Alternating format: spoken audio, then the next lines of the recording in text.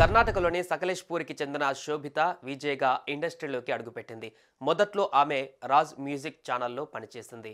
ఆ తర్వాత ఆర్టిస్ట్గా ట్రై చేసింది. అందంగా ఉండటం, యాక్టింగ్ కూడా బాగా చేయడంతో ఆమెకు సినిమాలు, సీరియల్స్లో ఆఫర్లు భారీగా వచ్చాయి. అలా కన్నడ సీరియల్ బ్రహ్మగంతులో విలన్ పాత్రలో మెరిసిన శోభిత నీనిధలే అనే సీరియల్లో కూడా నటించింది.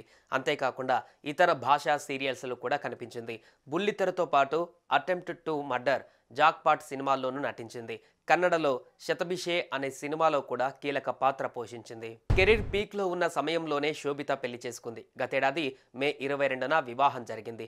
కానీ ఎక్కడ కూడా ఆమె తన భర్తతో ఉన్న ఫోటోలు పోస్ట్ చేయలేదు. ఆఖరికి పెళ్లి ఫోటోలు కూడా బయటకు రానివ్వలేదు. ఇక పెళ్లి అవగానే శోభిత ఇండస్ట్రీకి దూరమైంది. ఎన్ని ఆఫర్లు వచ్చినా రిజెక్ట్ చేసింది. అలా భర్తతోనే ఉంటూ తన కెరీర్ను వదిలేసుకుంది. ఇంతలోనే ఏం జరిగిందో గానీ గచ్చిబౌలిలోని శ్రీరామ్ నగర్ కాలనీలో నివాసం ఉంటున్న తన ఇంట్లో ఉరివేసుకొని ఆత్మహత్య చేసుకుంది. రూమ్ నుంచి శోభిత ఎంతసేపటికి రాకపోవడంతో కుటుంబ సభ్యులు డోర్ పగలగొట్టి లోపలికి వెళ్లారు. తీరా చూస్తే ఆమె ఫ్యాన్కు వేలాడుతూ కనిపించారు.